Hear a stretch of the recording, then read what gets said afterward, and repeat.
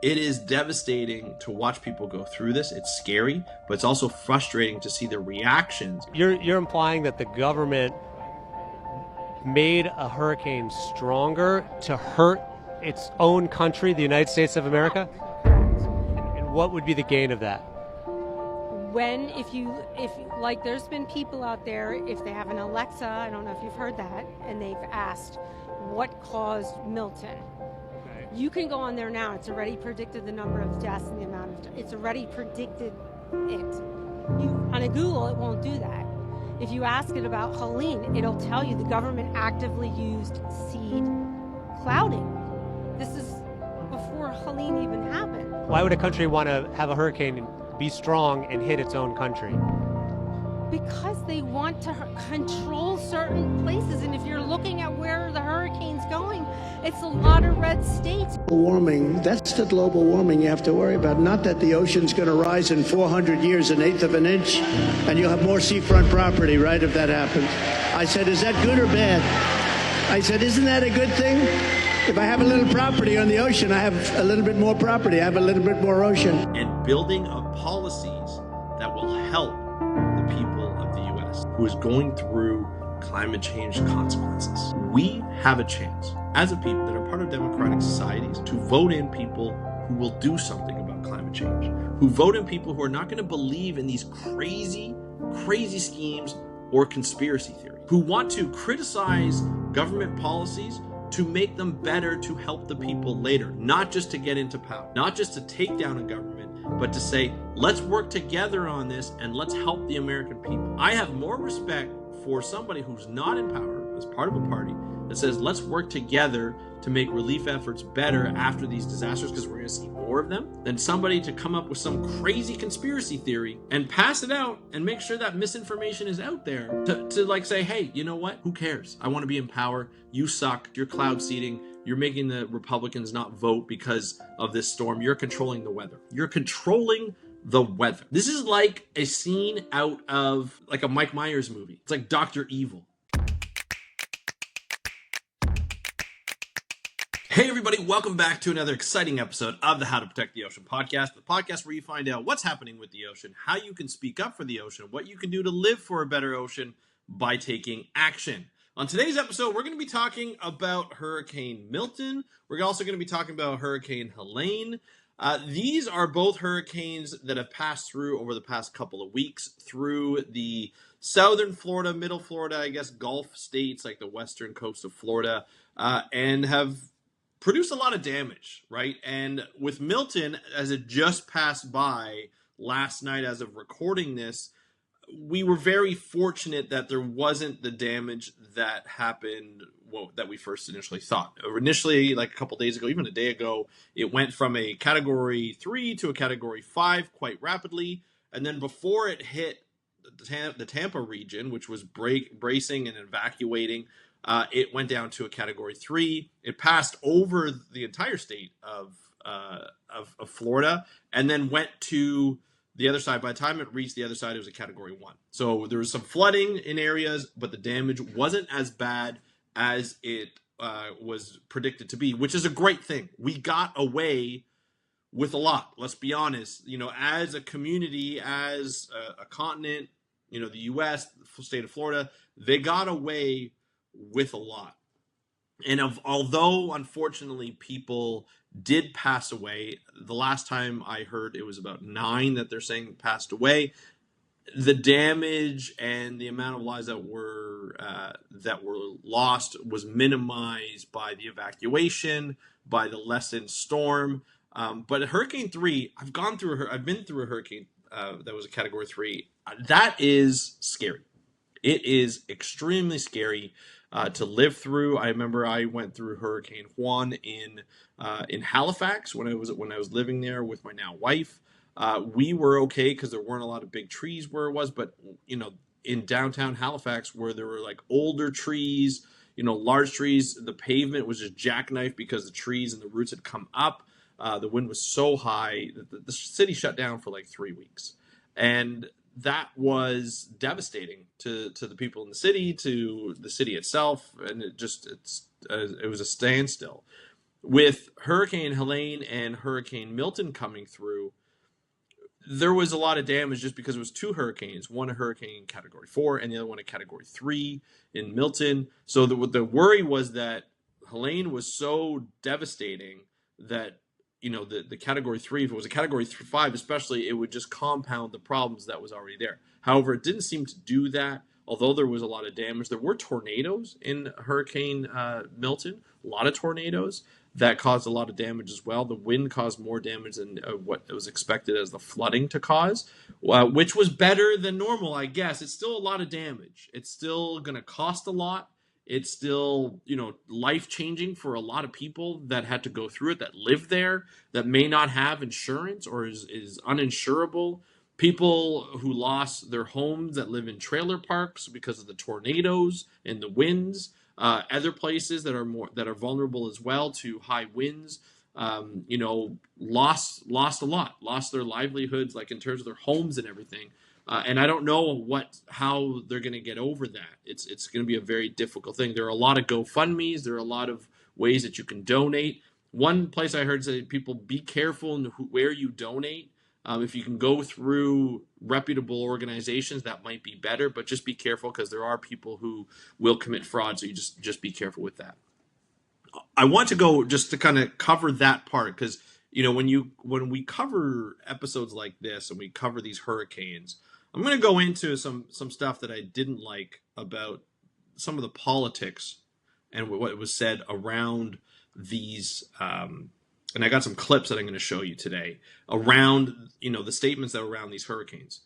And this is where I have the problem. But I want to cover this part where, talking about some of the damage, talking about the problems that are faced, and that people that are living through it, the people who couldn't evacuate, or even the people who evacuate. Like, we're looking at 9 to 10 million people trying to evacuate the area. I want to cover that first because I want to let people know, it is devastating. It is sad and it's scary and it's frustrating to see people go through this, to see people who have nowhere to go and can't evacuate and have to live through hurricanes that are very scary. Though some people, say, hey, I've lived through hurricanes for a long time, lived in Florida for 45 years or more. We've been through this before. It's going to be okay. It's still a scary prospect to live through and not know what's going to happen, what kind of damage is going to happen, flooding or anything like that. As was reported, Tampa is not built for flooding, which is very surprising. Being in Florida, where there are quite a number of hurricanes, it's not built for that great of flooding. But regardless, it's something that we have to make sure that, we cover, and we got to make sure that we talk about some of the reasoning, of why people are so vulnerable, why we're all vulnerable to hurricanes like this, how hurricanes are causing this, and the politics around climate change, the politics around it rapidly intensified and more numerous hurricanes that we're seeing. And this is the frustrating aspect of watching people go through this because they don't have a choice. We're seeing people on, like, they're taking videos. We're seeing people. Some people are like, no, our house was built to withstand a hurricane, and we're gonna be fine, and we're not leaving because this is a conspiracy. And I'll get into that in a second, but we're gonna be fine because we're American. We can handle this, and it's not. And look, I get wanting to stay. I'm not a guy who likes change, but these are scary times. Especially these hurricanes that are rapidly intensifying, that are coming in later or even sooner than, normally. Originally, this was predicted to be the most devastating hurricane in 100 years that Tampa has ever faced, Tampa Bay. So these are the problems that we have to face, but then the politics around it is the frustrating part. Not even just the stuff that is not done to prevent these hurricanes from happening in the future. The problems are the stuff that's said after. Because it's a lot of, there's an election, obviously, in the U.S. coming up in November, a very important presidential election, a very important election for some governors, some senators, for Congress, people who are running for Congress. I don't know exactly how it's all delved out, if who gets voted up. I think even some governors are having some races. So there's some very important elections coming up. And I wanted to do this episode, and I wanted to highlight some of the things that are being said, all in the name of politics, all in the name of these elections. And some of them are way, way out there, and some of them are okay. Like, I get what needs to be done. And you would think that after storms like these that we faced and that we watched and witnessed, and some people went through, and literally life changing, there's critique to be done, to be said. There are, reports to be written. There's things that need to be reviewed and need to say, hey, did we do a good job in the relief efforts? Did we do a good job in the rescue efforts? What's happening with evacuation? How did evacuation go this time? How can we improve it for the next time? And just sort of adapt to the new changing normal that we are seeing with these storms. That is normal. That is what I expect to see. Maybe some criticism from the other side, like the people who are not in charge of government, like the parties that are not, like, so in this case, the Republicans are going to critique the Democrats, and even some Democrats are going to be like, we could have done better, maybe. That's something. The big thing is, right after a storm, is to get the relief efforts, to get the rescue efforts in as soon as possible. And, when Hurricane Helene went through and it devastated so many states, it touched so many states, not just Florida, but Georgia, I believe it was like Tennessee and the Carolinas. There may have been another state in there that I missed, but those places were like Asheville, North Carolina was devastated with flooding, and not a lot of rescue efforts. It spans so many states and so much area that relief efforts had to go through. And so there was criticism by the right, so the Republicans, on how fast things were, the amount of money that people received right away, whether the president and or the vice president who's running for president were in contact with the governors. There was a lot of stuff said and a lot of misinformation that was delved out by potentially both sides. And this is where the politics frustrates me. It's like, former President Trump, who's running for president again, is out there talking about how, the current President Biden didn't talk to people in Florida, didn't talk. Like, a lot of stuff was said that didn't actually happen. A lot of the governors had to come out and say, hey, you know what? We actually heard from President Biden. He actually gave us all the updates. He said, if we need anything, let them know. They're here for them. But the thing is, that's all said and good. Like, you want the president to call the people, make sure that all the resources get there. What was not really said a lot, it was said a little bit, but there are rules and regulations that are put into place. There are actions that are put into place as soon as a disaster hits. There's a reason why there's an entire department, FEMA, that are there for these natural disasters, for the cleanup, for the immediate rescue, to manage all of that. And all of those tasks and rules and regulations are done by the department, and a lot of the times they're set out by the lawmakers. So Congress and the senators. These are bills that are put into place to ensure that these regulations are ready and the tasks are ready to be delved out in time for that when a natural disaster hits, relief efforts are right there. So the amount of money that people receive and the amount of effort and the amount of resources that are put towards this rescue and this relief are there as soon as it happens. The president just has to say, put them to place, or it doesn't even have to be the president. The president calling the governors to make sure that everything is fine is probably normal practice. That's just good ethics. But all the other tasks are just that's done right away. And even probably before the president could say, let's do it, it's probably already in place. And when you have people on the other side who are like, well, it's not enough, we shouldn't do this, we should do that. That's when you're like, that's great to be like, hey, look, we tried this, it didn't work, or maybe the money didn't get there enough, or maybe there was a $750 that was given to everybody who was right away, so they can buy groceries, they can do whatever if they can do that. I don't know what it's for, but that's essentially what it's for. That is already done. But if they talk about well, that's not enough money, well, that's what's agreed upon in Congress, agreed upon by the lawmakers that put this stuff into place. If they have a problem with it, bring it up in government next time before these storms hit, not after. You can say this critique is not enough. You can say it's not enough. I get that. But then go back and say, hey, you know what? We have to understand that storms are changing. They're getting more intensified. Climate change is real. You don't even have to admit that. Just be like, hey, 750 doesn't sound like enough money. Can we up it? And how is that going to affect the budget? How is that going to affect the amount of money that's given to the people who need rescue efforts? And especially if it goes across a number of states, especially if it hits millions and millions of people, what is that number? That's not even up to me to decide. That's up for the lawmakers and the departments and everything to provide the information so that the decisions can be made. But then you have all these critiques, and then all the one side's trying to do is trying to, make the other side look bad. The side that's in government is just to make them look bad. That's all they're trying to do because they want to get into power in this upcoming election. And this is not to say that Republicans are doing this and it's just the Republicans. If everything was switched, if the Republicans were, say, President Trump was actually president this time, and Biden's trying to get in or Kamala Harris is trying to get in, and she's criticizing the same thing, it'd probably happen the same way. This is not a matter of Republicans against Democrats or one doing better than the other. This is a matter of not politicking when it comes to natural disasters. Try to hey, what can I do? How can I help? You know what I mean? Let's look at some camaraderie for Americans, some camaraderie for the people of the country. This is not just to Americans. This is if Canada had a natural disaster, how can we help? There will be time for criticizing the laws and the way it was done after. Where's that camaraderie? Where is that patriotism that people always talk about?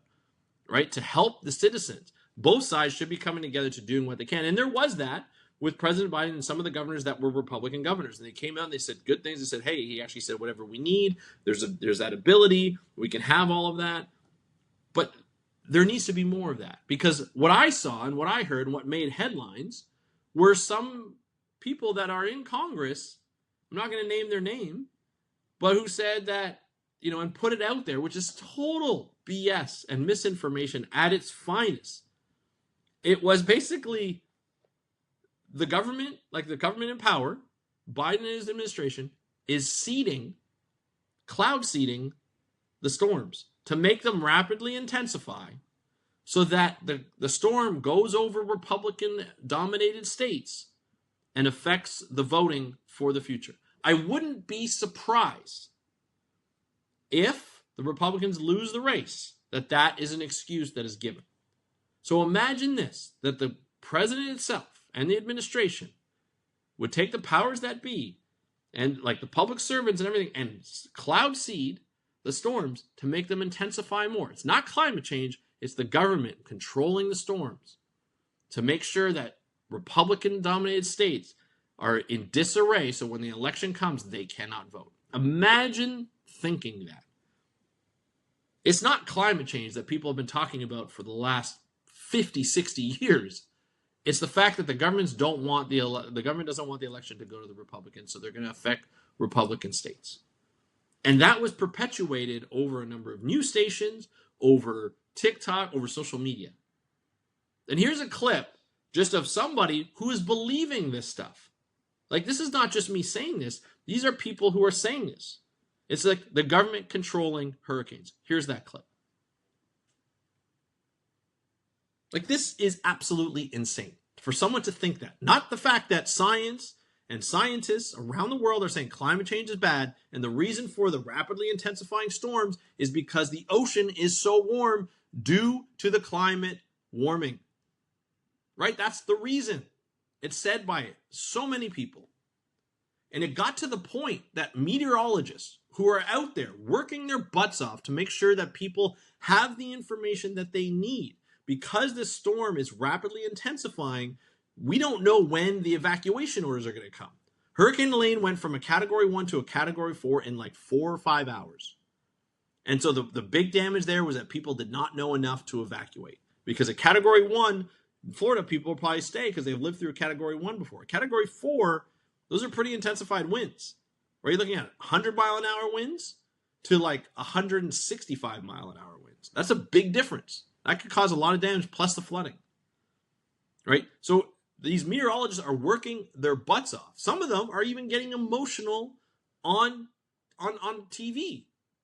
Right? And because they can't fathom the fact that these storms are going to hurt people. These storms are going to affect people.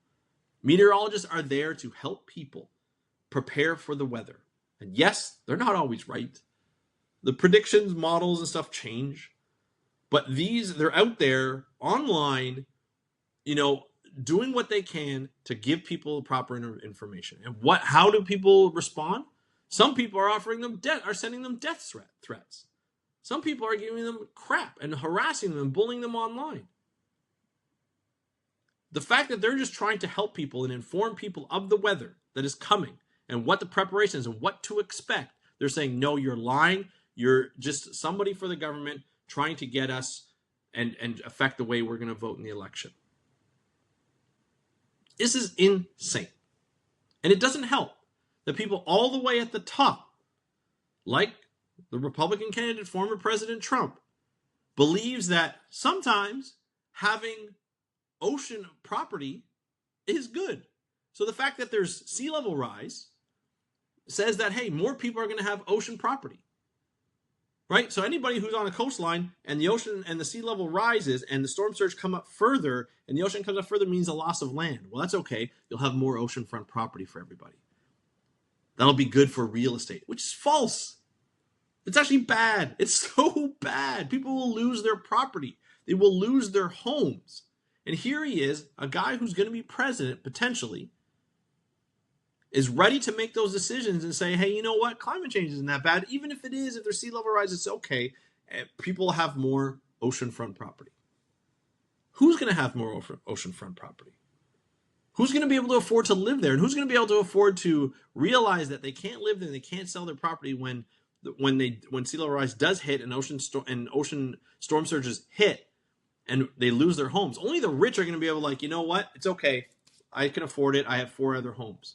But the people who don't, the people in trailer parks, the people who have homes along the ocean or along a river that can only afford one home and are only there for one home, like most of us, if you can't sell your house, you can't buy another home somewhere else. Right? That's the equity you have in that home. If that home is gone and nobody will buy it because it's in water most of the year or one part of the year, the dam's there, no insurance, you have to pay for it every year, where are they going to go? They can't go anywhere. But Donald Trump's rich friends can go somewhere. And I'm not favoring Republican over Democrat. But this is a guy who's running for president, who's having who says, hey, you know what? Sea level rise is here. Everybody's going to have more oceanfront property.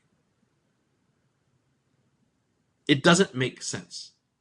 And it's just perpetuating these false narratives that, hey, climate change is okay. There's nothing we can do about it. We're not going to do anything. The governor of Florida has authorized the removal of the phrase climate change in all of their documents, all of the state government's documents. They even said that people can't even say climate change in a work-related, like government work-related forum. Public meetings, they can't say climate change. You're talking to a coworker that's part of the state government, you cannot say climate change. You cannot mention, you can't do studies on climate change. You can do studies on flooding, but you can't do studies on climate change. How are we supposed to get better when we have people in power who are doing these things? Removing phrases that is literally causing their state to flood on a regular basis. And they have to spend more money fixing these cities and these towns.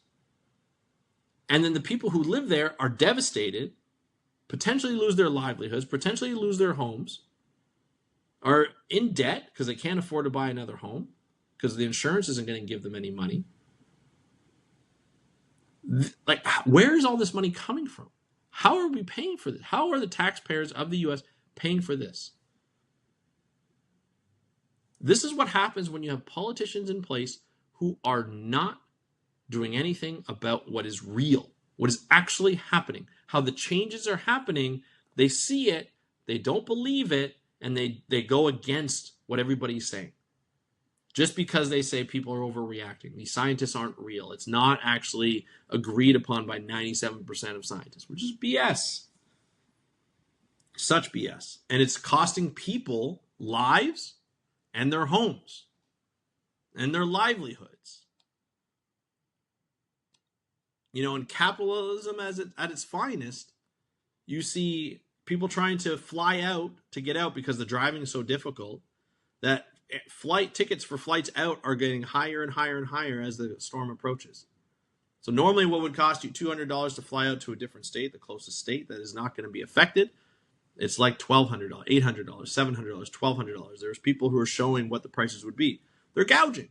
That's what they're doing. They gouge because they can, because the demand is up. That's how capitalism works. It doesn't matter if this is an emergency and people are trying to get out, but people who can't afford a ticket for them or their families, they can't leave.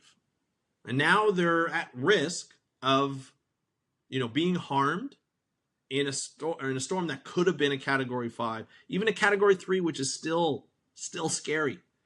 And there still could have been a lot more damage than there was. It is devastating to watch people go through this. It's scary, but it's also frustrating to see the reactions and the lack of proper reaction and building of policies that will help the people of the U.S., the people of a specific country who is going through climate change consequences. But we have a chance as a people that are part of democratic societies to vote in people who will do something about climate change, who vote in people who are not going to believe in these crazy schemes or conspiracy theories, who want to criticize government policies to make them better to help the people later, not just to get into power, not just to take down a government, but to say, let's work together on this and let's help the American people. I have more respect for somebody who's not in power as part of a party that says, let's work together to make relief efforts better after these disasters, because we're going to see more of them. I'd rather vote for somebody like that, even if I don't believe in their party structure, because they're willing to work with the government to make it better, than somebody to come up with some crazy conspiracy theory and pass it out and make sure that misinformation is out there to like say, hey, you know what? Like, who cares? I want to be in power. You suck. You're doing this. You're cloud seeding. You're making the Republicans not vote because of this storm. You're controlling the weather. You're controlling the weather. This is like a scene out of like a Mike Myers movie. It's like Dr. Evil. Like, give me a break, people. Like, let's get back down to reality. Let's vote for people who want to work with government, whether they're in power or not, for the people that they're representing, right? For their country, for the betterment of the country, not for the power in getting in. And this is not just the U.S. This is Canada. This is the U.K., Australia, India, China, everybody. Let's vote for people who care more. If you can vote in a country, I know some of those countries you can't vote for the people. Vote for somebody who will do something. Right? That's the call to action. Vote for somebody that will actually work with the government, whether in power or not, to help the people. That's the goal. That's what politicians should be doing. And what I'm seeing right now is disgraceful in some of these politicians pulling out of thin air these conspiracy theories to try and bring down a government. Unreal. And it's literally a disgrace. It's sad. It's not even laughable. It's just sad. But that's the call to action. Let's go out. Let's do our research. Let's vote. And let's make our politicians accountable to helping their people. That's it for today's episode. I want to thank you for joining us. I apologize for doing the rant, but I feel like this is something that a lot of people are feeling. We see this all the time. I don't know if it's like a social media thing. I don't know if it's like a lack of education in schools. I'm not sure what's happening, but it's really stressful to watch. It really is. But I'd love to hear your thoughts. Let me know. You can comment on Spotify with this video. You can comment on YouTube, just comment on this video below. Or you can reach out to me on Instagram at How to Protect the Ocean. That's at How to Protect the Ocean. Let me know how you feel about this when you see politicians saying these ridiculous things. I'd love to hear your thoughts and how you're going to vote in the future when you look at it and how you're holding your politicians accountable. Thank you so much for listening to this episode of the How to Protect the Ocean podcast. I'm your host, Andrew Lewin. Have a great day. We'll talk to you next time, and happy conservation.